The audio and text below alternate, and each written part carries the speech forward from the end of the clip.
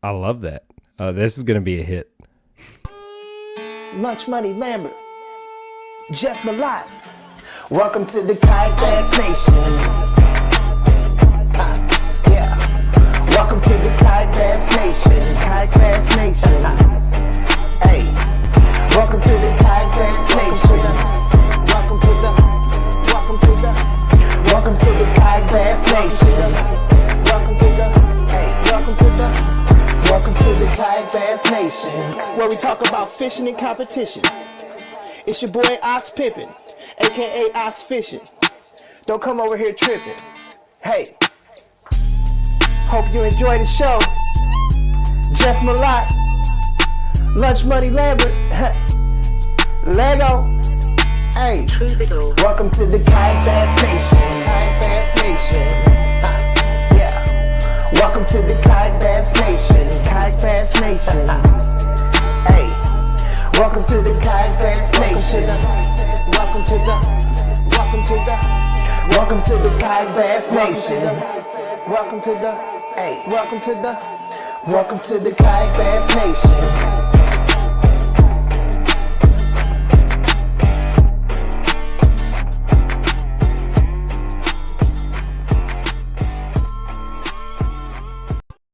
What's up, everybody? Welcome to KBN Live. Here we Happy are. Eclipse Day. It's Eclipse Day, Ryan. It is. It is. I didn't even, man, we had clouds down here. I went fishing. I couldn't even see it out there. I was working from home today. I tripled up my Revos and walked out there and tried to look at it, and I still almost went blind. So Really? yeah, it's What was it doing up there? I look at the sun on a normal day. Was it different? Yeah. Is it higher power? It was bluebird skies today, and we weren't in the direct path of the total eclipse, so it was still pretty bright. And I tried to like put my hands over and look through a little peephole to make sure I could see the blackout part. I could see it partially. Yeah. Yeah. I still see floaters in my eyes, but it was. Did your life change at all? No, it just felt like evening in the middle of the day. That's what it felt like here. Yeah. Yeah. You know. I got out there on the river. I was hoping if, the Mississippi started flowing backwards or something, I might get a good GoPro video out of it. Yeah. For some reason, I feel like people thought this was like the only eclipse in the last 1,000 years, but this happens like every 18 months. Just not. Man, they came up with all this stuff, all the cities it was passing over and the fault lines and, like the world was going to end. It's all some craziness. The smallmouth were chewing, though. I'll tell you, when that eclipse rolled around, they got to eating. I tried to come up with a good pun like these guys eclipsed the leaderboard, but it sounds pretty stupid, so we won't do that. Joey, we don't give a shit when the natty is. I'll go ahead and tell you. We're here to do KBN and deliver kayak fishing entertainment. We don't give a damn about basketball. We ain't skipping it for that. Joey, it doesn't start until almost 8:30, 9:30 Eastern time, so chill out. We are well aware of when this is. But boy. Hey, speaking of basketball, and we'll get to our guests, we've got Lowell, Brannan, and John House on first, the 1-2 finishers at the Hobie BOS Norman event. Patrick Wilson on the second half of the show out there from Clear Lake, California. 2 huge events. Hats off to those fellas. But Joey mentioned basketball. How about PayPal Cal coming to the Razorback country, man? I'm glad y'all are taking Kentucky's leftovers. They couldn't run him out of there fast enough. I know. He needs a fresh start. So I feel Speaking like of hats off, I like that hat you got on there, pal. I know. I love fishing boat docks. It is my favorite thing to do. Now I have a beginner to represent it. I also have a sticker that came with the hat that will be strategically placed in the kayak right where I take my photos. So everyone that AJ and Steve judge this year, they'll get to see how much I love boat docks. You're going to have to fish tournaments first. Hey, I'm coming. PK. I can't wait. PK, it's coming. Did Jeff? No, Joe. I feel like we got Jimbo Fisher. Is what I feel like. That's what I really feel like. I feel like A&M overpaid for Jimbo. They had mediocre success, and then he was gone. And I feel we'll fill up the arena for a few years, but I'm not feeling exactly that hyped about it. It's all right. You can still be a Tennessee fan, buddy. I hope I'm wrong. I hope he brings in. We do have a big NIL budget now, like $6 million. I heard, so maybe we can buy a team and win something. Joey, Burrow, Tennessee, man, we were doing it. You chill out. Yeah. So hey, that's enough basketball and Eclipse talk. We're here to talk kayak fishing and guys. Big money. That's what big money. We got 3 guests. We can't beat around the bush. Let's shout out some sponsors and get these guys in here. Okay. All right. Do it. What do you say? First of all, in honor of Eclipse Day, we're giving out Revos. We are. Today. Revo giveaway night. Yeah. Save your eyes. Like and share on Facebook. Like and comment everywhere else. Let us know where you're watching from everywhere else. If you're on X, aka Twitter, just hit the repost button. I'm still not used to calling it that. It used to be retweet, but hit that over there. Like I said, Revo give it a name. Eco Fishing Shop's the presenting sponsor of the show. Appreciate Eco and all they do for us, all they do for the sport. I saw the All-American Series kicked off. They hosted the weigh-in at Eco Fishing Shop up there. John, who's on the show, I believe is a pro staff for Eco Fishing, so we'll talk to him about that. But Eco Fishing Shop, ecofishingshop.com will get you white glove service to your door of any kayak you want just about now. They got all the brands. I think maybe only short one or two, but they got all the big brands, all the important brands right there in Eco Fishing. Western Son Vodka. As you can see behind me, Ryan, I got boxes everywhere. I got the lights on tonight. I'm packing. We're moving next week, so I'm going to need some Western Sun after I get done next week. Are you going to set up a new studio? You got that in the plans? Yeah. Ashley Kay's picking out my paint colors for me. She's down to grizzly gray and some other color. I don't really have a decision opinion in the deal. She's going to paint it for me. But after that, we'll rearrange it, set up the new studio there. But we'll be moving next week. When I get back, congratulations! Yeah, we're gonna have a good time at PK. Y'all come find us. We'll be at the Ice House. Yeah, is that place open? I swear I saw online that it was permanently closed, but I could be wrong. What? I was trying to find out where it was from where I'm staying, and I thought Mark and Dylan just went there. Better not be closed. I think I've rented an Airstream trailer home like right next to it. I think. Yeah, I don't know. Hopefully not. Anybody in Texas, let us know. Let me know if the Ice House is open. And our final thought. And we appreciate all they do for the show and putting out quality batteries for everybody in KB Nation. And like I said, our giveaway partner, Z-Man, Seaguar was last week, Revo tonight. And hopefully it's not raining where I need my gill gear, but I got it just in case down there at PK this week. Blake the Hammer Abbey says he's looking for a place to stay in PK. If anybody's got a bed, hit him up. Congrats to Blake. He won Big Bass in this tournament that we're about to talk about. The streak continues. I'm telling you, my man's on a roll. Yeah. Can't be stopped. Maybe actually, I haven't met Blake in person yet, so hopefully I can meet him. I haven't either, and I can't wait. Yeah, meet him at PK. But with that said, man, let's get Lowell and John here and talk a little bit of fishing. Do it. Got a lot of good stuff to get to. Let's go. Hey, there he is, double fishing the trophies. Lowell Brannan, what's up? And John House, man. What's up? Yeah, congrats to both of you. John, you should have put yours on a string behind you or something there. Yeah, that thing nailed weighs it to the too much, wall. man.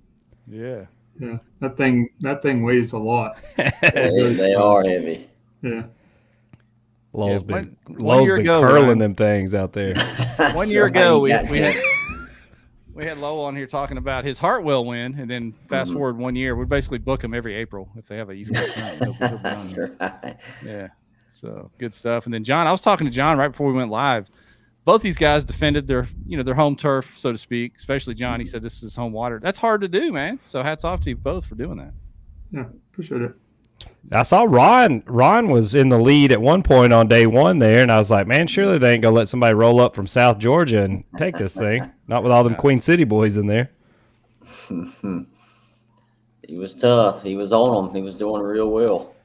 How did it set up? I mean, what was the timing like? I see Joey Randall in the comments. I know Joey likes those big head fish that pull up there in the dirt. He don't mess with too much else. What was the lake doing? Were the largemouth spawning? Were the spots spawning? How'd it go timing wise? Yeah, I mean, I went to the south end, so I was finding spots on beds, but majority of my fish, honestly, I wasn't going to say it, but I'll say it, came off the shoals. They was just chasing bait, and, that's where majority of them came from. So, yeah. So when I got there, it was cold, windy. I looked at the banks and the docks. I wasn't seeing much action. So, sort of like House there said, I went to big points, shoal markers. Everything had pulled off between 6 feet, and I caught them all the way out to 20 feet. I never caught one. I never loaded up one bass off a dock. Everything was caught off in deeper water, big points, flats. Yeah. That's kind of what I ran into. I don't know. I guess it's 3 years ago when we fished out there.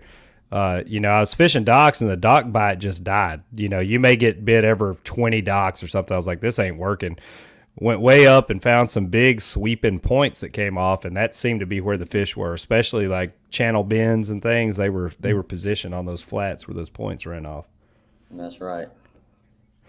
What was your go-to approach? Were y'all fishing moving baits? Were you dragging the bottom? Like what what got the bites for you? Yeah, Go ahead, John. I went moving baits first thing in the morning, and then later in the afternoon, probably 11, 12 o'clock, I switched over both days to a more finesse approach, but just because the bite died down. But honestly, I lost the bait that was catching them for me. I lost it at 11 o'clock on Sunday, and I was like, I'm screwed. And only had one. I literally thought about getting out of the water and running down to Custom Tackle to pick up another one, but was able to find some on a shaky head late in the day on Sunday to kind of catapult. But it was moving baits for the majority of it. And you called up late in the day, didn't you? 259. Ooh, yeah, it didn't get much later than that. Yeah, it was interesting. That's awesome. I feel bad for the fish, man. I skied that thing in. So hey, you got it. You got it on time. As long as you got the time stamp, you can't argue with it. Yeah, That's nice. So for me, chatterbait, 1/2 ounce. Yeah. I've had I used a pretty big trailer. I used a Z-Crawl, a little bit funky deal, but I went way off on a flat, off a point. It got a little shallower, like 6 feet out there, probably like 100 yards off the bank. And I fan casted it, got my limit there both mornings. And then as the sun come up, that died off. And then I switched to dragging a creature bait, Texas rig, with a 3/4 weight. Went in the big wind Saturday. The wind was really whipping, and I really drug that out there. I picked up all my big fish there. And then Sunday, that weather dropped. That wind dropped off Sunday. So I just modified both of those baits. I went a little bit lighter on both of them. And every fish was caught off those 2 baits offshore. Were either of you live scoping? Question of the day. I was ready to I ask. used mine. I know, Jeff. I used saw it. I mine, saw it but in your glasses. It was almost impossible Saturday for me to use it. The waves, the chop, the wind. So I would scan that flat a little bit and those points to see if anything was feeding or chasing. But for the most part, when I got where I wanted to be, I just stayed and fan cast, and but it didn't help me a whole lot this time. yeah, I would say the same thing. I turned it on several times, but I wouldn't say that it really helped. Maybe on the little bit Saturday afternoon, I come up on a brush pile and I saw three bass on it. And then I actually left 2, hoping that they would be there Sunday. And the 259 fish was one that was still there on that same brush pile. But other than that, it was fan casting shoals. Just keep chucking it out there and doing your thing. For those that aren't familiar with I mean, we hear about Norman all the time. It's always on somebody's national schedule, just kind of like Hartwell. But not familiar with the setup out there. What kind of cover and structure are you guys typically targeting, even offshore? You looking at rocks, brush piles? What kind of stuff are you targeting? Go ahead, John. Yeah, I mean, I like rock. I mean, you go to the south end, you got some grass down there and that kind of stuff, but and there's brush piles all over Lake Norman. Lake Norman is a man-made lake. It's flooded farms, but yeah, I prefer finding rock, especially this time of year.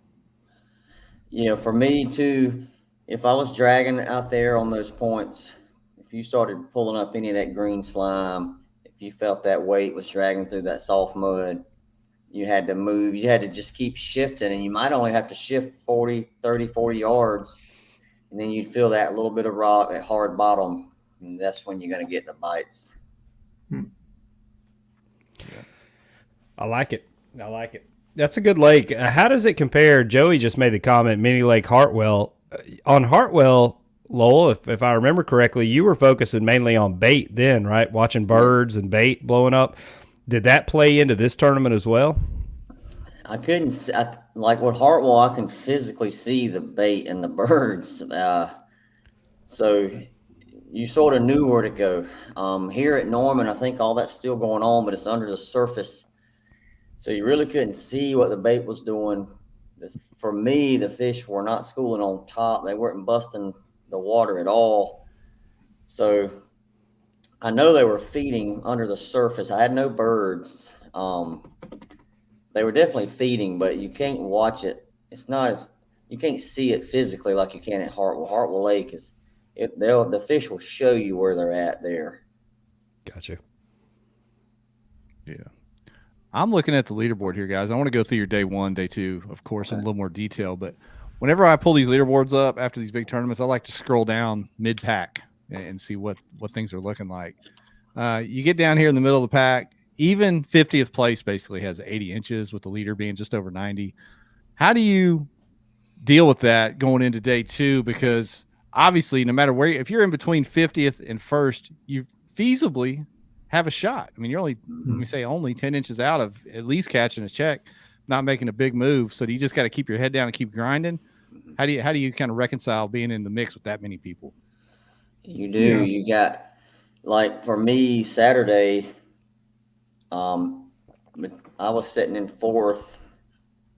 From me to Ron Champion was less than 1 inch difference. So Ron mentioned he was fishing schools of fish. I like that he said that, because I know those schools of fish are moving and they also are changing size. I felt like I had about 10 points while I was picking up those big fish. Personally, I felt like if you got to chase a school, tomorrow that school's, boy, it's a big shot and it's going to be gone. So I went into it open-minded, where that Ron's fish may run out or leave, and I felt like I could still pick those off, out in that deeper water. Yeah, I said the exact same thing. I said they're spotted bass; they're going to move, but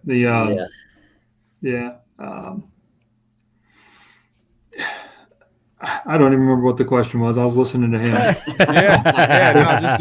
dealing with the shootout like that. A lot of people like these grinder tournaments, and this one's more of that's everybody's what it was. In the running still. Yeah. So the last 2 hours, or maybe no, it's the last hour. Once they shut off the leaderboard, I literally called 3 times, but it was quarter inch, and I'm like, man, this is going to be a long way to get there. But quarter inch matters on Lake Norman, and I'll tell you a cool story about AJ. AJ, day 1, Vinny did it over in Queen City as well. But it was my second fish of the day, was 20 and a half is what I submitted. They both upped it to 20.75. I just read it wrong. But I thought that was cool of both directors, for one, but then also, that quarter inch made a difference. I don't know. I can't remember the difference between myself and Bennett, but I think it was fairly close. And shout out to Bennett too. Obviously, we had him on for the classic or championship podcast, Bassmaster, and he turned around and cashed him another big check. So shout out to the kid. Yeah, Kid's for real. Yeah, he's got some talent for sure. He does. Well, let's go through your practice in day 1. We'll let the champ go first. Lowell, what'd you find? Did you practice leading up to the tournament much? And what'd you find leading to day 1? So I showed up Thursday and fished, and it was cold and windy, really windy, and the temperature had dropped 30 degrees, I bet. So I found high winds, big waves. That's what I found. And that sort of pushed me to go out. I started finding those fish that pulled back out on them points, and luckily they just stayed there. I found them there Thursday. I moved ramps on Friday, and that ramp had better quality fish. So that's where I stayed. And so Saturday they were there, and Sunday they were there, but I kept traveling farther out toward the main lake, and the size kept getting bigger. So, but yeah, my pattern held all through practice and through both days. John, what about you? How much practice time did you get on the lake, and kind of what did you figure out during your pre-fishing? I got 0 time on the water before the tournament. I was actually in Florida at Disney World with my family for spring break, but Yeah, fortunately enough, man, year 3, I've got some history on Lake Norman, kind of have them figured out where they are at different times of the year, and was able to fish history. The place that I went to on day 2 was actually where I wanted to go to on day 1. And I thought I had lost my mind Saturday morning. You had 20 kayaks ish at the ramp, and they all went one different direction, and my dumb behind went straight across the channel in the dark with it felt like 2-foot white caps, and I'm like, this is a horrible idea, but get over there and get that 2075. It made it up, but yeah, it's just no pre-fishing and just fish history, man. You got those performance pedals on the Old Town too, don't you? Oh yeah. You get across there in a hurry. Right? Yeah. So no, it's a good kayak, man. I enjoy that kayak. I was going to ask both of you with the high winds. I don't see anything on your Old Town, John. I couldn't see the front end of Lowell's. Either one of you have bow mounted trollers or stern mounted outboards? This was a no motor tournament. Okay, that's right. Yeah. That's right. I forgot they make that exception with partnering with the Queen City guys. Yeah. Right. But I don't know. I when I do use a motor, it's a torpedo on the back. Yeah. Okay. Yeah, I don't have a motor yet. We'll see what the direction of the trails next year, but nothing yet. Yeah. Gotcha. Yeah. So out there in that wind, Lowell, how did you maintain position dealing with that? Did you just set up drifts or did you just battle it? I mean, you look like you're in shape feller there, according to the comments. So did you just battle? I have a Hobie 360, and that drive's had its issues over the past, but it really works good in that wind. You can pedal back into it. You can shift side to side. It's a big kayak, but that 360 does its job in that wind for me. Yeah. And I'm just like a fat sailboat out there, man. I'm just going with the wind. Hell yeah. Yeah. I'm 275 pounds on top of an Old Town. Like, John made me look tiny in those pictures. God, I'm not that little, but I sure look that small. You should have put on a tank top, Lowell, and got out there and flexed on them a little bit. That's funny. John, are you fishing out of a 120? Is that yeah. Okay? Same boat I have. Yeah, that boat is a very, very stable boat out there in the water. Yeah. But it's not made for the big wind. So were you getting wet out? Were you getting wet out there? Not too bad, because the wind was ripping down the lake and I was going across, so I was taking it in the side. But yeah, when you get a good headwind, it likes to come over a little bit. Yeah. I fished out of a big water for years, aka the Predator, and it handles it like a champ. It's made for that, but the Sportsman's more of a stability boat. Anyway, good stuff. Here's a good comment here. You taking your fish picks in your lap. Have you had any horrendous stories happen from taking fish picks that high up off the water? Fish picks, yeah. Yes, the negative came last year, actually, in the tournament on Lake Norman that I won.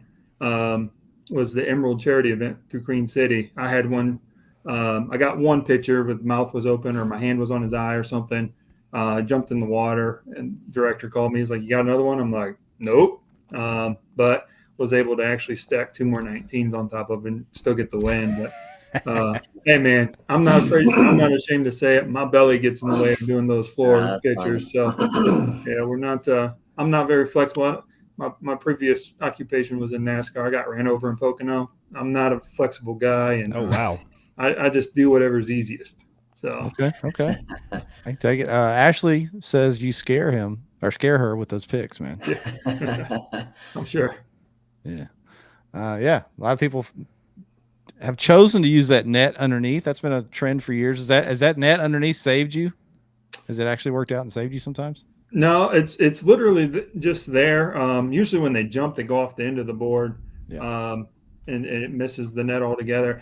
I don't know why I leave it there. When I net it, that's just where it lands, and then I just leave it there and put the measuring board on top. So I don't really have a method to the madness out there. It's just kind of get a picture and let it rip. I like it. You're living like it's the end of days out there. Like, hey, got this 27.5 on the board. No hands. Who cares if it jumps off? I'll catch 2 more. Taking pictures with both hands, just like. That's funny. Yeah. Hey, I did have like 9 pictures of that fish before I attempted the no hands, but I remember, Jeff, we used to have some people submit pictures where they had both their hands on the fish. Yeah, that was crazy. Oh, God. That's a real trick right there, boy. Yeah. You want to get crazy? Take a picture of both your hands on the fish. That's a brain twister right there. You're like, God. wait, what? What's going on here? Yeah, those are good times. The olden times. We don't want to go back there. Dwayne's in the comments. He remembers those days. Yeah. Oh, yeah. Yeah, let's get into your day 2, man. I want to hear about the last minute heroics from John's fish, but Lowell, before you do that, Yeah. you said you moved into day 2, the wind lay down, and you kind of gave a little juice there when Sure. you were first talking about the tournament. Wind lay down, and you stayed with the same techniques, but go into how you adjusted with that wind laying down a little bit. Yeah, so I just I went with a Z-Crawl Junior, so I made that trailer on the chatterbait smaller. Went to a 3/8 ounce instead of a half, and it worked well for me till the sun got pretty good. My creature bait dragging that same thing. I cut the weight. Just went a little bit more finesse, same kind of look, same kind of baits, and just sort of predicting that it was going to be harder to bite for the with the wind stopping like it did. What about you, John? How did you switch it up, and what happened at that last minute fish? You said you found it and left it on day 1. How did that play out? Yeah, so I kind of had the same approach. It's crazy to hear, 1 and 2, and basically had the same day throwing different baits. But yeah, just downsized. So I broke off the bait that was catching them at 11. I kind of just went finesse the rest of the day, and I started out with a 1/4 ounce, and like he said, when the wind, I basically got in a pocket or something. There was literally no wind, so I dropped all the way down to an 1/8 ounce. Finesse worm, just throwing it around docks and that kind of stuff. But the last 3 hours of my tournament the 2 days was wearing me out. I was struggling out there. I broke a rod, broke a reel, having a few choice words with the big man upstairs. Like, it was one of those days. And then, I just like, hey, I know that brush pile's there. It was a long paddle. There's 30 minutes left. I'm like, it's going to take me 20 minutes to get there. And I was like, let's just do it. Like, there was 2 fish there yesterday. Let's see what happens. And I rolled up on it. And like I said, I could see one on there. And then it just took me about 9 minutes of goofing off with it before it finally bit it. But that's the one I hit with the live scope. It's when it hit it, I saw the line take off, man. I just ripped its face off. And I was just like, so yeah, I couldn't even put it into words, man. I was still shocked at the weigh-in. So I couldn't believe it all played out like that. Did you have a pretty good idea of where you were going to land, or were you afraid some other people had some last minute heroics? Did y'all talk about it before you got up there?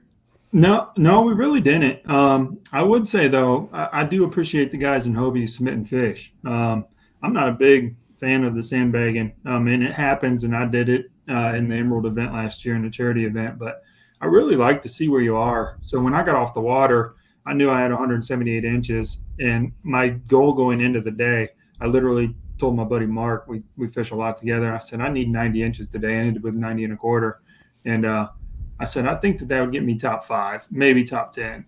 I didn't think at all that there was nobody holding fish back, and it was going to put me all the way up there. So y'all even let John Ladd get in the top 10? Goodness gracious alive. Yeah, John covered some water. I know It's where he wild. was at. That man covered some water. 86, That's awesome. 86 and a half, 86 and a half. Mr. Consistent, John. Yeah. And shout out to Cody Prather, man. Cody, he ran tournaments back in the day, the original TOC, and obviously he does a lot of camera work nowadays, but he got out there and fished and won. I saw that on the day 1 update, and I was like, what in the world is Cody Prather doing on this list? Yeah. Oh, Lord. Yeah, don't sleep on Cody. You can catch him, man. Cody can catch him. Yeah. John's in the comments. Good job, John. Proud of you, buddy. Yeah, man. That's funny. Look at that, Dwayne. People are learning. He said he only got 1 call the whole weekend. Hey, that's fair. They're learning. Dwayne was out fishing with Steve-O and them. They were having a big time in Louisiana, or trying to have a big time anyway. Yeah, where they go to Bussy Break? Is that right? Yeah, boy. The Hammer Factory. The Biggins Lake. Okay, I see him out there on the road. Tell me this, John. I wanted to ask you about that fish you caught at the last second there and put in. Mhm. You know, a minute or two goes fast anyway. But how fast did that go when you looked at your phone and realized you had that little time to take those pictures? Yeah, I was keeping an eye on the time on the graph just because making that run to get over there, I knew I was crunched for time. But I cast it. I'm like, okay, I got one more cast. I can get it in a minute. Can I measure it? Blah blah blah. These are just the conversations that go on in my little circus up there. And I threw the cast out there like 2.5 minutes left or whatever, and just kind of let it sit there, and then it bounced it a couple times, and finally bit it. And I just looked down at the clock. I seen it literally 2:59. I'm like, oh my god, we gotta go. So, but yeah, it's you get your heart pumping, especially after 2 energy drinks. You're ready. That's cool, man. That's cool. Yeah. And Lowell, did you leaderboard watch it all on day 2? Did you feel like you had it in the bag? Did you know when you got to the weigh-in? How'd you feel about it going into the? I had a pretty significant lead over Matt Hodge and Ron Champion, but I fished hard. I was catching them right up to the end. I needed an 18-incher to cull any. I was starting to catch some 17s and a halves, a lot of 16s. And I figured it was going to be me, Ron, or Matt. But at the weigh-ins, when they called Ron and Matt and those boys up for 6th, 7th, 8th, I said, oh, boy, something big might have happened. And then everything swapped. So I got a little nervous, but, it happens. You know how it is. But Bennett and John and old Nick Huddleston, they make some big runs, and they all did a great job getting back into it. Yeah, Nick wore him out on day 2. I saw that on the leaderboard there. He stroked him. Well, yeah, Lowell, you joined Elite Company. There's folks obviously over the last couple of years that have won blue trophies, won BOS trophies, but there's very few that have number ones in both. So I like that you got them flexed up there loud and proud. That's a big I wanted to put them out there for you, and that's awesome. We've got Patrick. Oh, sorry, Lowell. Go ahead, buddy. Oh, you good? Yeah, I just got one more thing I would love to try to win one day, and that's one of the national championships. I didn't get to fish the Bassmaster Championship at 10 Killer because I was gone and sort of in the mix of I sold my business and 31 years into one deal, and so a lot of just a lot of new, but I'm also getting to spend a little more time on the water, and hadn't fished a BOS TOC since the first one we did at Lake of Wichita. I think I finished 6th in it, and so I'm definitely looking forward to Santee and seeing if I can bring something to it. Yeah, that's gonna be awesome. I'd say Santee will be a hammer factory out there that time of year. I think it'll be good. Yeah, we've got Patrick waiting to come on, but before we let him slide in here, I wanted John. John has a charity event coming up this summer, and I promised him I'd let him get a shout out to that. So tell us a little bit about what you have coming this summer, John. Yeah, so the event's in Tourney X. It's called Real Heroes. It's a kayak bass fishing tournament. Motors allowed. And 100% of the proceeds is going to Purple Heart Homes, which is a veterans organization in Statesville, North Carolina.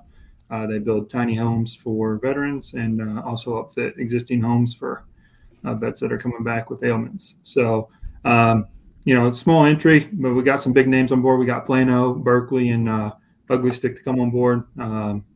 Far exceeded our initial goal. Dwayne with Tourney X is waived the Tourney X fees.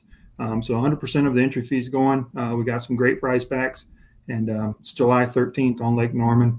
We're allowing motors, and it's hot. Nice. Norman's hot, but it'll be a fun event. It's all from vets, man. Yeah, it's good awesome stuff, man. I like it. Yeah. Good stuff. Well, gentlemen, well done. Thank you so much for taking the time after a long weekend to come on here and talk a little fishing with us. I'm sure we'll have you. Lowell, we'll go ahead and book you for next April. Yeah, we'll see you next April for sure. Yeah, we'll see you next April. John. Yeah, John, I'm sure we'll see you again too, my friend. Thank you guys very much. Hopefully. All right, thanks, Y'all man. take care. Appreciate you, fellas. All right, good stuff. Mr. Patrick's been watching. It looks like he's watching from his car. Mr. Wilson, how you doing, sir? Fellas, You on doing the good. You on the road? Are you safely no, on the I side of the parked. road? Oh, Okay. I park. I'm not Okay. the police. I don't care. I'm We don't want to assume liability for anything. podcast and drive, brother. Whatever does it. No, Yeah, man. I figured I'd park and do the show. So, how are you guys doing? Doing well. Nice. Probably, I'd say you got us beat after that big win out there. Yeah, even a blind hog finds an acorn every once in a while. Yeah, I hear that. But my- I had to ask you about something first. We got to get a little bit of your background in fishing, because in doing research for this and trying to get your contact information, I come across this Oh, on your wait a Attorney X minute. profile. Wait a I'm like- minute. I'm like, wait a minute, blind hog, what? And he's got this giant, what looks like a pelagic fish from Clear Lake. I don't know, up here. Exactly. That's Well, my daughter says I'm more like a truffle pig than a blind hog. Okay. So tell us a little bit about your background first, because obviously you're not new to fishing, and then we'll get into the tournament stuff. Yeah. So, well, I mean, I've always been into fishing, but in 1994, set the Wayback Machine, Mr. Peabody. I ran into some guys steelhead fishing. If you don't know what a steelhead is, sea run rainbow trout, and they belonged to this belly boat club, and it was a local bass club, and been going on a few years. And one of the I don't know if he was the president then, but Jimmy Reese, Skeet's brother, was involved in that circuit too before he started fishing pro. And I in local paper, and I showed up in March on Clear Lake and fished one of their tournaments, and then kind of got me hooked in the tournament bass scene. From there, I started fishing out here, a local circuit called One Bass, and it's a shared weight concept.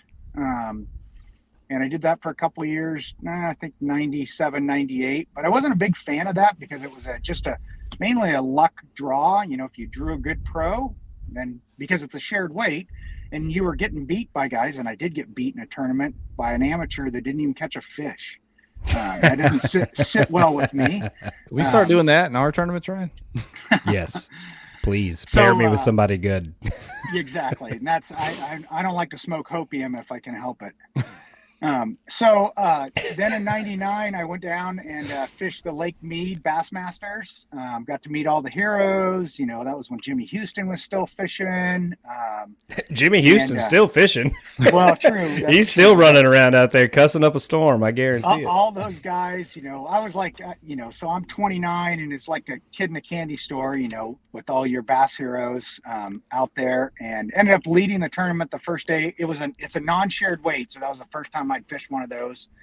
Really enjoyed it. Ended up coming 11th overall, and then in 2000, the BFLs, they were the Redmans. They changed to a non-pro draw circuit. So then they went to where it was an AM pro or pro-am, and then the AMs had to catch their own fish. I fished the first one on Clear Lake as an AM, ended up winning that, and kind of got me hooked. Fished that for 3 years, made the regional in 2002, and ended up winning the regional on Lake Havasu, and that won my first boat down there. Made it to the BFL All-American in Mobile, Alabama. And in 2003, that was just a great time. I mean, they fly you out there. It's just an amazing event. Till you get to Mobile. Yeah. Yeah. Well, that's true too. When I was coming up, man, the Redman had the reputation like the classic almost. I mean, it was the deal. It was amazing. So, then in 2003, the Bassmasters Elite, I don't remember if it was called the Elite then, but they came out here, fished the Delta in Clear Lake, and I ended up fishing. I can't remember if I fished the Delta one or not, to be honest with you, but the 2003 Bassmasters on Clear Lake, I won that. So I won my second boat, and then as an amateur, and then I had and my nickname back then was the Back Deck Pro, because I was winning a lot of money and cashing a lot of checks. But there wasn't a lot of opportunity for the non-shared weight tournaments on the West Coast, and you had FLW that was doing it. but I couldn't take the time off work to go fish the 6 circuits back there. So I tried to get in 2004, and I just entered the 2 big tournaments, which I can't remember if they were the Forest Wood Opens. They paid 40 grand each, and so it was worth it to drive back there or fly back there because you're fishing for a big purse. So I didn't get in. The next year, I I bought a wrecked Ranger boat for like $500, so I'd be a Ranger boat owner. So I was registered Ranger boat owner. You got to game the system, right? Don't hate the player, hate the game. And then because it's all within the rules. So I ended up entering as a Ranger boat owner. So you got priority entry in 2005. I put my deposits for all 6 tournaments down, only planning to go fish the 2 of them, which was the first one was on in Arkansas on Beaver Lake. And then the second tournament was and I went back there, fished. I don't remember if I cashed a check or not. But then the second tournament was on the Potomac River in June, and I ended up winning that. So that paid $40,000. That's that picture?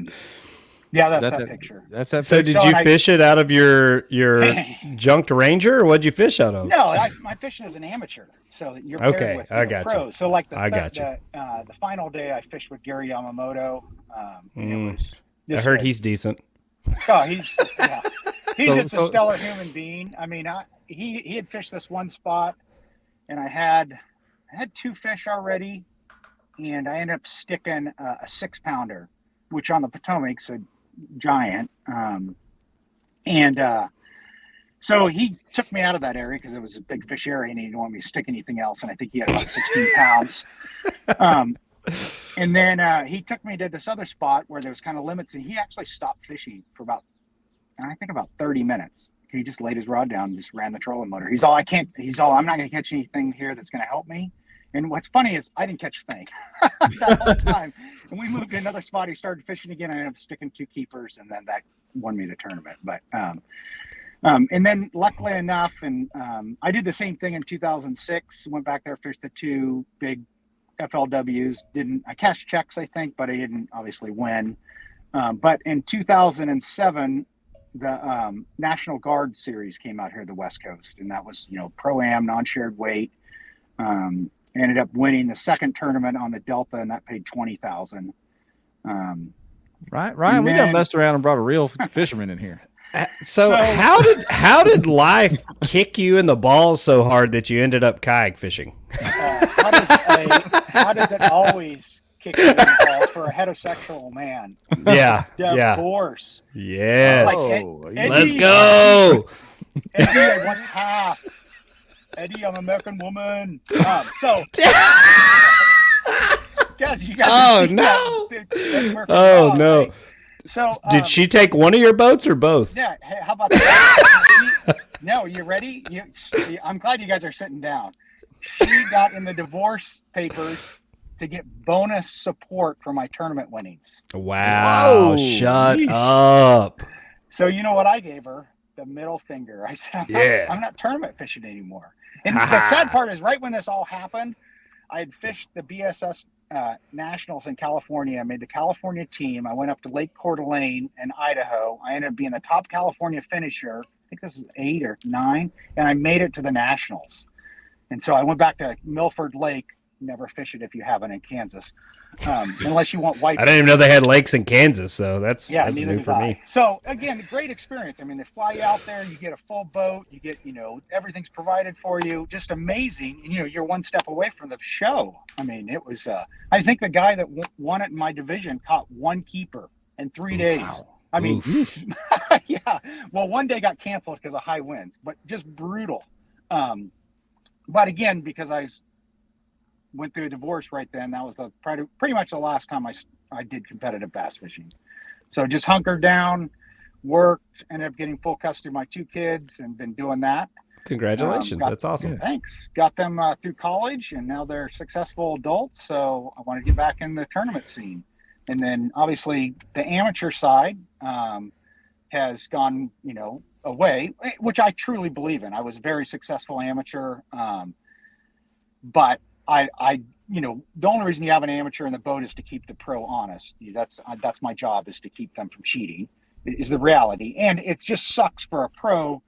You know, if you have a good amateur behind you, I'm sticking their fish, you know, that they need. And it just doesn't make the competition fair. I mean, just imagine, like, one of the best amateurs I've ever fished with, Justin Lucas. That guy, you know, is a super successful pro, but he and I competed against each other as amateurs. I mean, at the same time. And guy's a fishing stud. Do you want that guy as a pro in the back of your boat? Absolutely not. I don't think so. Not if you're trying to make a living at this, you know, at least tournament wise. I mean, so I went down a rabbit trail there, but with that, I'm glad you did. You've gotten a lot of audience participation with that rabbit trail. You know, so you're now knighted as a KBN legend. This is what I'll go, you know, one step further. You take Randy Blockett, who's a hater of FFS. Heard of him? I believe in his philosophy of amateurs, you know, suck on the pro side. They just shouldn't. I mean, and again, I paid over $100,000 as an amateur, fishing behind people. But it's, again, I don't think it's in the professional world of bass fishing. And if we're going to be professionals, you shouldn't have that. And with technology now, with all the GPS and GoPros, you know, you can have the technology where you don't need the amateur there signing the card. Yeah. And sidebar of the FFS, you talk about getting front boated.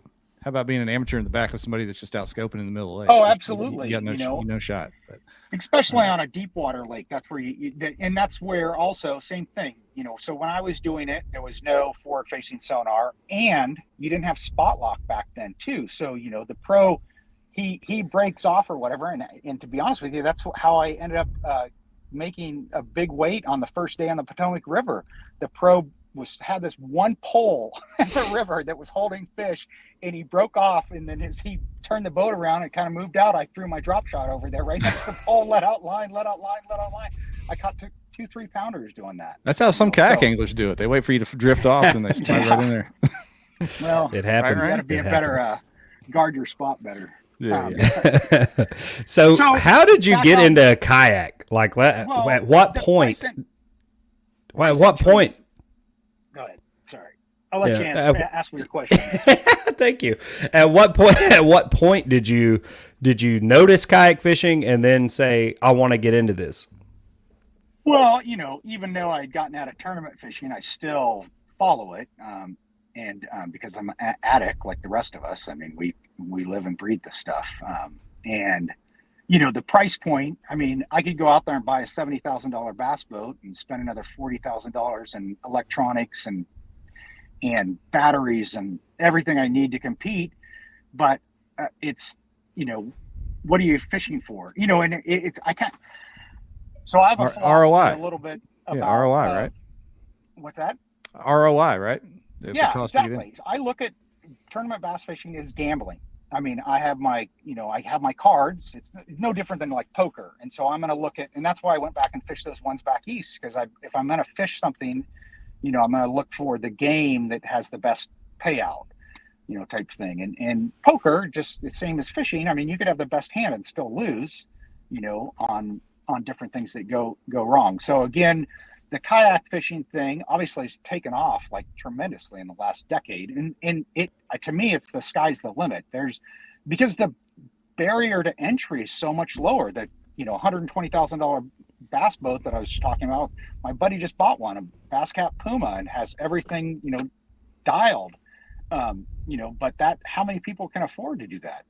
Well, not a lot, you know, unless you want to do the old plan of, you know, when I first started, I think it was called the 20-20-40 plan, you know, the $20,000 truck, the $20,000 double wide, and the $40,000 bass boat. You know, that was what a tournament pro had. So glamorous. Again, the kayak entry fee, and then to get in. I mean, these guys don't get me wrong, you know, they're $10,000 to $15,000 kayak setups with forward-facing sonar and 2 trolling motors, and you know, they have multiple graphs on there, and you know, they're putting some bucks in there, and the guys that are doing well, you know, have that stuff. But again, the price point to me and what you could win was worth it. And also, I still work full time, so having the time to be able to get out there and compete, is difficult. So, and I'll tell you, this is how I first started in the tournament kayaking. So I started watching it. There's a circuit out here called Kayak Bass. They have a end of the year team tournament where it's just random 4 people. They put you together and you go fish it. So it's I ended up joining that. I showed up and fished on a SUP, stand-up paddleboard from Costco. What? Yeah. So, because Buddy. with the intention of at the tournament, I knew that they were raffling off an Old Town Sportsman 120 PDL. And my main intention there was getting that boat. So, had Did you fun at rig the it? tournament. How'd you do that? No, Did you hold on. We'll get count to that cards? story in a second. So they raffled it off. I bought $100 worth of raffle tickets. Okay. I did not win, Oh, dang. but I bought $2,000 in cash with me. Ooh. And I went to, as soon as the guy who won it, I went right up to him and I said, I'll give you $1,600 cash right now for that boat. Yes, sir. He goes, deal. Smart. So That's a I bought a businessman. brand new Old Town Sportsman 120 PDL for, well, $1,700 if you count the $100 of raffle tickets I bought. You know, when at the time it was a $2,500 kayak. I think they're up there like $2,800. Inflation, And I just knew baby. that boat was going to be able to get me out there and compete.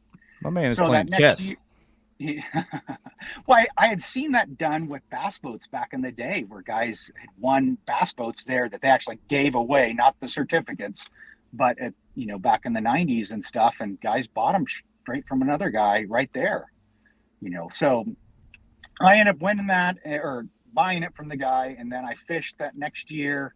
I fished the Kayak Bass circuit and BSS, and pretty much didn't do that great throughout the year. I qualified for the Kayak Bass West Coast Championship, which is a Friday, Saturday tournament. And then they had what's called the Chris Laird Saturday, Sunday, and KBF was joined with them. And this was August on Clear Lake. I could not get Friday off work, so I hadn't planned on fishing anything. Well, on Wednesday before that weekend, I made an audible call and joined the weekend, the Chris Laird and the KBF. And I went up Friday night. I hadn't been on the lake for over a month, and I ended up winning those 2 tournaments. And this is the other thing that was a big kicker for me. Winning those 2 tournaments paid $11,000. I mean, you know, for fishing a kayak tournament. I mean, so to me, you know, and then with that, I think KBF at the time, you know, their national tournament and the purse on that's pretty steep. I mean, it was pretty significant.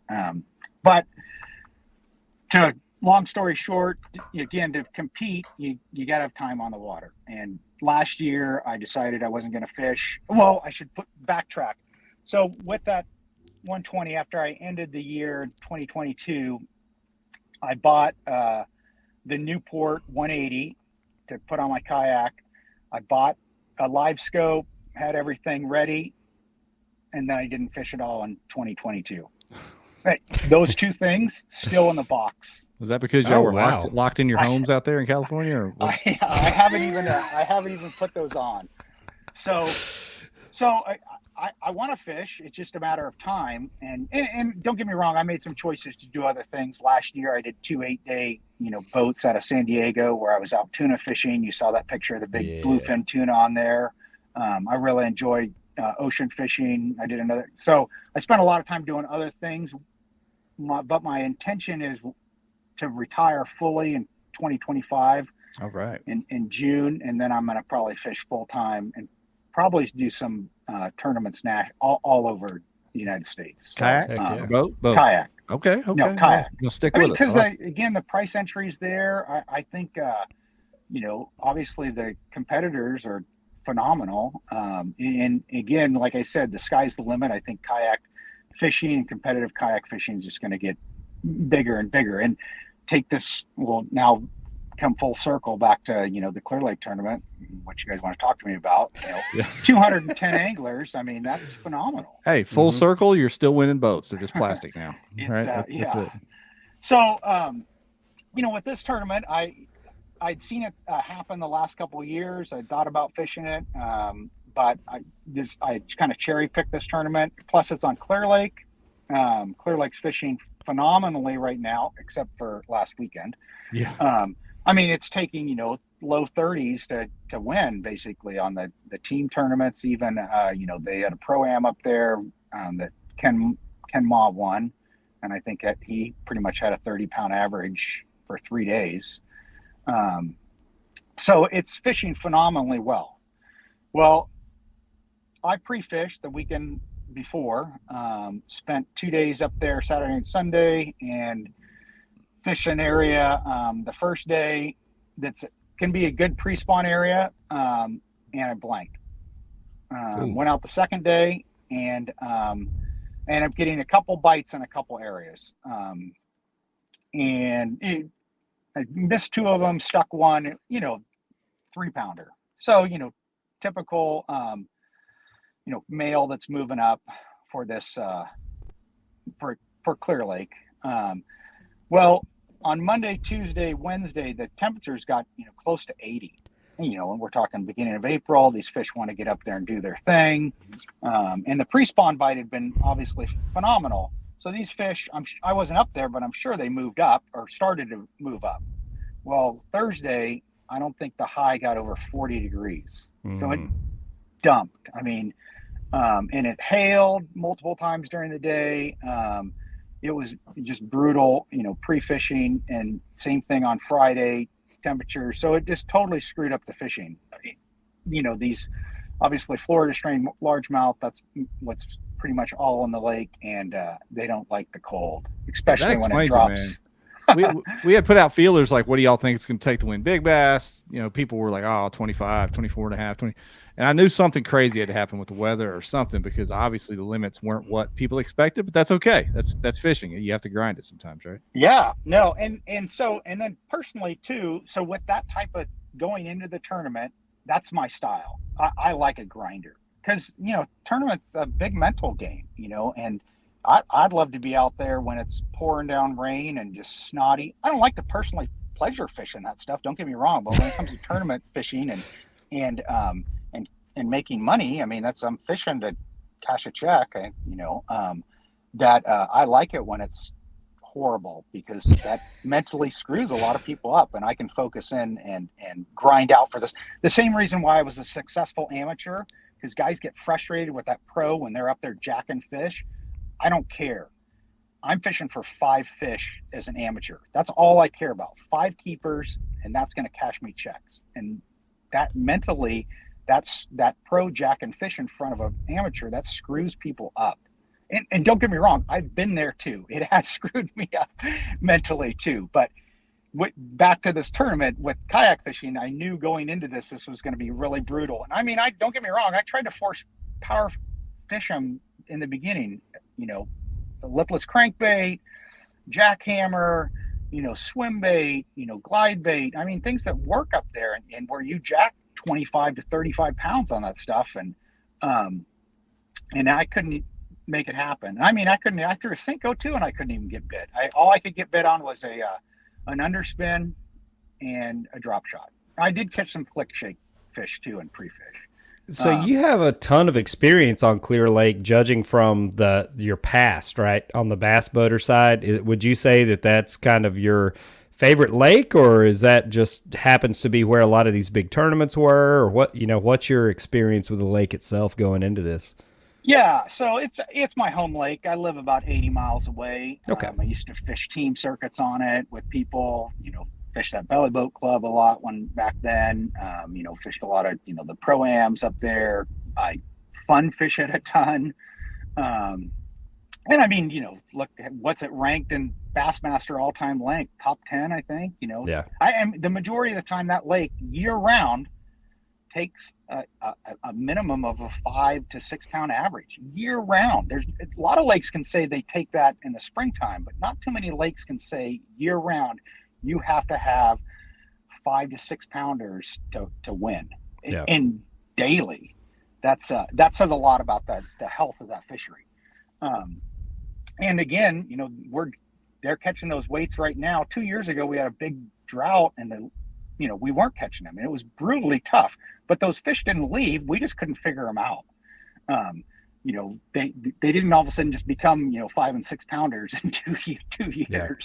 So that number. So again, Pre-fish, brutal, cold. I tried to get on that big reaction bite, and it wasn't happening. So come tournament day, I had 2 drop shot rods, 2 Kitech rods, and I did grab LV. And because I knew personally, that's actually how I like to go into a tournament, is just knowing 1 or 2 rods. I hate when I have, 8 rods on the deck, or, a bunch of stuff's working. I'd much prefer when I'm really focused on 1 or 2 baits. So yeah, that's what I did. Ended up fishing the north end of the lake. You guys probably aren't super familiar with it, but the lake's kind of divided into kind of 2 parts. There's the north end of the lake. I think it's an average depth of 12 feet. There's some rock piles, but it's mainly tules and docks. The south end of the lake is deeper, a lot more rock piles, but a bunch of tules and docks down there too. One of the things that I tried prior to this is there's this thing called the Clear Lake hitch, and if you watch any of the old Bassmasters, that's what Byron Velvik, was imitating. One back there in these hitch in the spring go up these creek channels. Yeah, so that big bowl up there on the upper left is the north end. The 2 kind of upside down V or Y down there is what would be considered the south end. Gotcha. So in these hitch get in there and go up these creek channels, and you can sit out in front of these creek channels and jack them on swim baits. Look at Steve Kennedy back in what was that, 07, when he had when he was releasing 10 pounders because stupid California said if they were hooked outside the mouth he couldn't keep them, even though that it's not like he's snagging them. These fish are eating the bait, they're just eating it sideways, and that just happens to be how they're hooked. But you're talking huge weights of and again, because they get up there and feed on these 12 10 to 14 inch hitch in the spring when these hitch are heading up to spawn. I tried that, and it can be a really good bite, but I could not find the hitch, one, and I couldn't figure that bite out. And obviously it wasn't happening because nobody else got on it either. So I hunkered down and fished on the north end, some pre-spawn areas, and targeted the 8 to 12 foot, because I figured those fish that had moved up, that wanted to be up there to spawn, would pull out to that 8 to 12 foot. And I had just 2 spots. They were about maybe 60 to 80 yards away from each other, both leading to the spawning areas. I started on the first spot, which was basically a Thule point. Got bit first thing in the morning on a Kitech, and I whiffed that one. And then fished for, I think my first fish, we started fishing at 6:15, and I had my first keeper right before 7 on a drop shot. Moved to the other spot that I got bit on. It's a point end of like where some docks are, and on the other side of the point there was another kayak angler. So I started on the other side. We were probably, I don't know, a couple hundred feet away from each other, and just started put the drop shot to work, and ended up that's pretty much where I caught all my fish. I caught 10 scoreable fish. They had to be 14 inches. I caught 7 of them there up until noon. And then I moved back into some boat docks, caught 1 more scoreable. And the unfortunate part is I would have moved back to my primary area or where I'd started, but 2 kayakers got on it. I think they were live scoping. They could see the fish. I didn't have any electronics on my kayak. Right. The live scope, I said, is still in the box. And my fish finder, my battery went out, and I was like, I don't even need it, is the reality. I mean, I feel comfortable enough that I know the lake well enough that I didn't, I know where these fish should be positioned. And then once you start fishing, you get the bites, and then that really tells you where, it's more old school. But those guys, those 2 kayakers that were sitting there, I didn't see them get any fish. I ended up moving back on that spot. I caught 2 non-scoreables, and then I ended up catching a scoreable, which was my final fish. That was after I was leading because when I upload a fish, I'll look at the scoreboard. And part of what I do is when I take a picture of my fish, that's in my camera, and then I upload that fish onto the scoreboard, and then I take a screenshot of the scoreboard. So that way I can keep track of where I know my next fish. When I do my next picture, it just makes me more efficient that way. And you guys know, tournament fishing is all about being efficient or as efficient as possible on the water. Is it really? I don't know. More cast, right? The math adds up. More cast for me. I like to cut about 2 hours off in the morning and then dilly-dally around on Instagram for a little while. And I like going to Chick-fil-A about 11. Exactly. What'd you think of the format, Patrick? I mean, this is a different deal than the 5 fish. You know, obviously the bite wasn't on to have a 500-inch limit, but what'd you think of the format, not just focusing on 5? Yeah, so that's actually a great question. I should have answered that earlier when I was doing my spiel. I looked at this tournament as two tournaments. It's either go out there and fish for big fish. So you're trying for the kayak, which was the biggest overall. They gave a Titan 12.5 for the overall biggest fish. And then it was an hourly $1,000 for every bass. Or the other, how I looked at it, which is the other tournament, which is fishing for the win. So which is numbers of fish over 14 inches. Mm-hmm. I personally am a better numbers fisherman. I know that about myself. I can go out there and throw a swim bait and slug it out, and I know where big fish live, and I've caught a lot of big fish. It's just not my style. And I know that about myself. So I was specifically, and this is what I was looking for in pre-fish, for areas that were holding a bunch of fish, not areas that are holding 1 or 2 big ones. So that's how I approach this tournament, specifically to win the tournament and not fish for big fish. And in the area I was fishing, I've caught tons of big fish there, but it wasn't what I was targeting. I was targeting things that 14 to 20 inches. Yeah. So typically with this series, every time a lot of times we'll have the winner and the big bass winner on. And the winner invariably is a numbers guy. Obviously, he's catching the most numbers. He wins this tournament. And then many times, I don't know how many times, Ryan, almost every time, really, the big bass winner catches 1.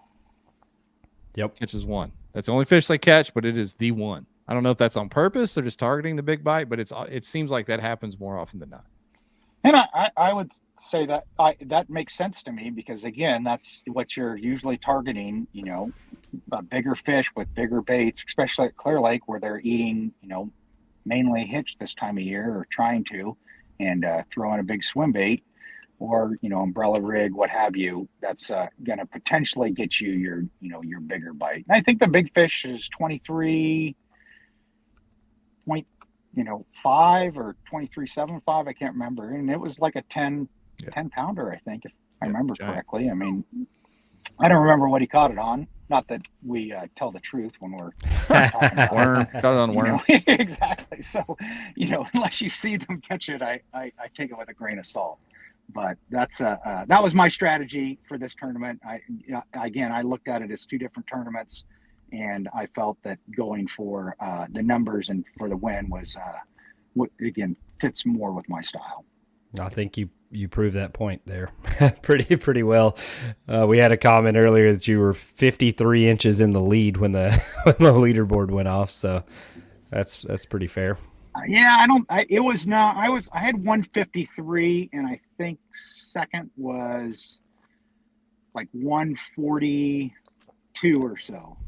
And I figured one is I knew I needed at least 1 or 2 more keepers to have a chance in the top 3. I mean, and that's always the goal is to, basically, for me, my goal is always to make top 10, and then hopefully top 5.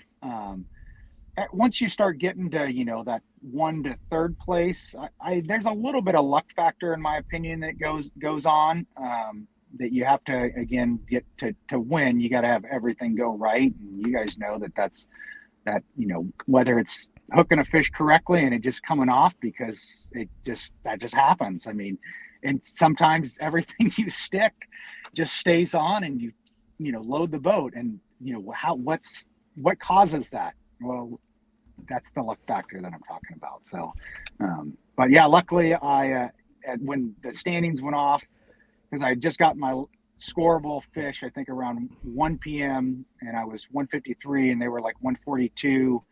Standings went off at 115, and then I caught one more scoreable and I ended up with 168.75, I think. So. I don't think it'd be correct. I wouldn't do it justice if I didn't show the overall big bass. I know he's not on the show, but this thing has an eating disorder. Wow. There's probably more than a few hitch in that belly. Holy cow. Bro, that thing's got some circumference to it. that's a girthy fish. Yeah. Jeez. His belly goes back like there's no tail. It's just belly and then a fin. Holy cow. And if I remember correctly, I think he might have won 2 of the big bass prizes. He did. We had that in the comments. Yeah, he won 2 hourly big bass and $150 15th place check. Yeah, so again, I would guess that he was just targeting, he was fishing just the opposite type of tournament than I was. He was fishing for just big fish. And obviously that paid off for him. So, yeah. And got to give a shout out to Cali. I know for years, Ryan and I gave California a hard time for not showing up for these national events, right? Over 200 anglers on a tough day. They're showing up. So, hey, keep doing stuff like this. Maybe BOS or Bassmaster. I think that helped kind of show, participation drives those tournaments coming back, right? Like if anglers don't show up, then it's not worth it for the tournament organization to spend the money to even have the tournament out there if they're going to lose money on it. So I think, the participation that they're seeing now is a lot more likely to attract, the big trails to putting a stop back out in California. And I think you'll see that probably in the near future. Yeah, no, absolutely. And, you putting it on a lake like Clear Lake or, the Delta is just probably top 10 in the world also, on fisheries. It's just amazing. So we have 2 just amazing bass factories that are within less than 100 miles away from each other. And I mean, there's other lakes around here, but with those 2 lakes, you really can't, beat them. I mean, don't get me wrong. I fished the Columbia River and Bassmasters and the FLW up there. It's a phenomenal smallmouth fishery, but we'll see what their numbers are because I think they're up there in June for the same tournament. Yeah, and we had them on last year, and they put up some giant smallmouth. Oh yeah, the numbers, and you would have seen that if the weather hadn't dropped 40 degrees at Clear Lake. It just it was just a fluke timing thing of the weather.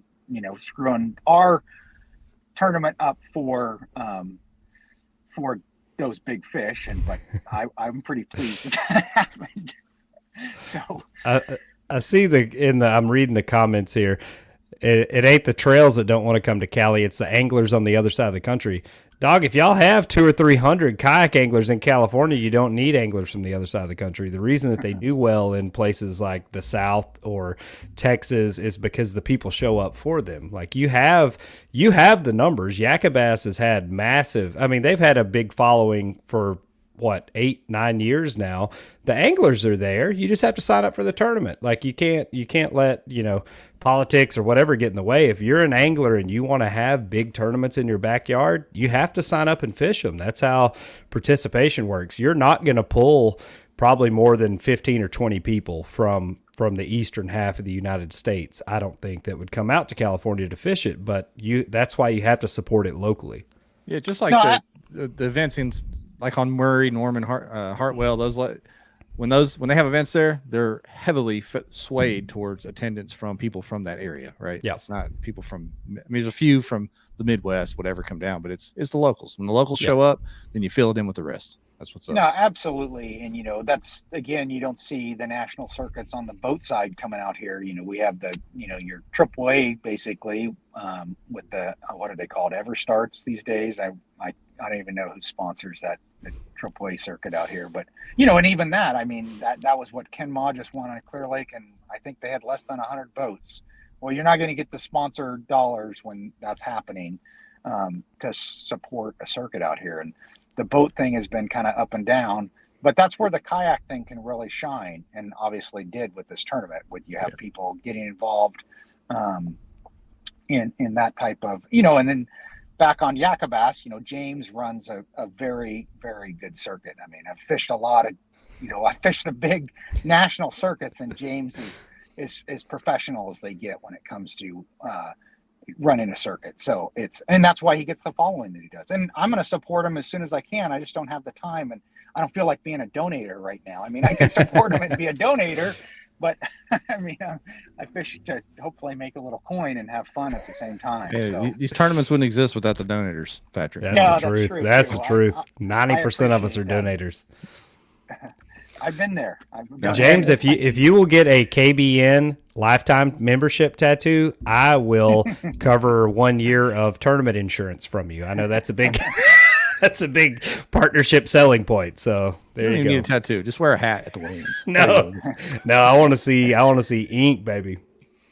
Yeah. Well, what if the fact of the matter is, man, if Bassmaster drops an event out there, or Hobie BOS comes back and there's big signups, there are bucket list lakes that a lot of us would, from the, I hate to say the east side of the country. I mean, I'm in the middle of the country in Arkansas, people in Texas, same thing. They would love to come out there and fish some of those lakes. But as Patrick mentioned earlier, ROI in the past, there's been 50 people sign up, 60 people sign up. If you're going to go out there and make that trip, you'd like a shot at a giant check of, 200 angler field, 225 angler field, which Cali can easily pull off. Yeah. And I hope we see that in the future. That'd be cool. Yeah, no, absolutely. It's and we'll see. I mean, again, it's about the anglers showing up, but also getting the word out there so people understand it. And and like your guys' show is an example of kind of getting the word out, and people, a lot of people just don't know it's available. That's what we're here for. We're trying, brother. Each one reach one. That's what we're here for. Yep. We're trying, brother. Is that a sketch? Is that a reference? That was sketch. Oh, yeah, a little sketch reference there. Tuesday. Yeah. my kids got me on that guy. He's hilarious. It's bad. Man, Patrick, thank you for taking the time tonight, man. We're not going to keep you much longer. I know are you on the way home from work? I know you're getting off work kind of late out there. Yeah, no, it's 5. I got off work and then worked out, and then I'm got my commute home, and it's no big deal. Actually, that's why I work out after work, is because I let the commuters all die down, so it's no big deal. Smart, very smart. Thank you for joining, man, and I loved hearing your story. This was a much more interesting interview than I thought it was going to be, just running through a tournament. So that was awesome. Yeah, no, I appreciate it, and again, my goal is to. I had the goal of fishing professionally way back in the day, or at least doing it on a semi-pro level. I think the kayak scene is there, and my plan is to, when I fully retire, to start doing it on a more full-time basis. I haven't started looking at the math yet of which circuits are the best, and on your return on investment, just like you said, which circuits are going to be the best in regards to that. But that's the plan, to start fishing. And there's tremendous opportunity, I think, for people out there, if they want to. And again, I think we're just at the tip of the iceberg of where the sport can go for kayak bass tournaments. And again, because of the price point, everybody can do it. Look at my kayaks, under $3,000, no electronics, pedal drive, and I win a 210 boat field. If I can do it, anybody can do it. Well, when you go pro, Ryan will help you find a house over in Dayton, Tennessee. That's where everybody ends up moving. So we'll get you figured out. Christine will hook you up with her Airbnb when you come through. We'll take care of you. Don't worry. Nice, as long as there's no tornadoes. Yeah. Hey, congrats again, Patrick. Great conversation. Appreciate your time, man. Absolutely, gentlemen. Thank you very much. All right. Good luck. We'll see you, man. All right. Talk to you later. That was cool, man. I didn't know. Dude, Patrick, you really opened a can of worms there with my man was entertaining with those and throwback picks. Yeah, he was great. out dominating when I was in high school. My man can catch him. We're gonna see more of him. I like that. I like that we're finding, like, this year has been a renaissance of new names. Right? We've got Blake Abbey, we got Patrick Wilson, we got all these new names popping onto the scene. I like it. You got to shake it up. Yeah, man. Let's see here. We're doing the Revoy giveaway, and of course my new hat. We're doing with my new hat. We got to do this hashtag tonight. So yeah, baby. I've been trying to follow the score too, Ryan. Looks like a good game. I know. I just I just looked at it a second ago. Yeah. I have no skin in that game. I don't really care, but I would love to see Purdue lose. Yeah, I made a post saying that UConn was going to drag them, so they need to show up in the second half and drag them. Yeah, that was a good dude, man. Somebody said that's a good dude right there. He was a good dude. That was good. Patrick was awesome. Hilarious stories. Very entertaining.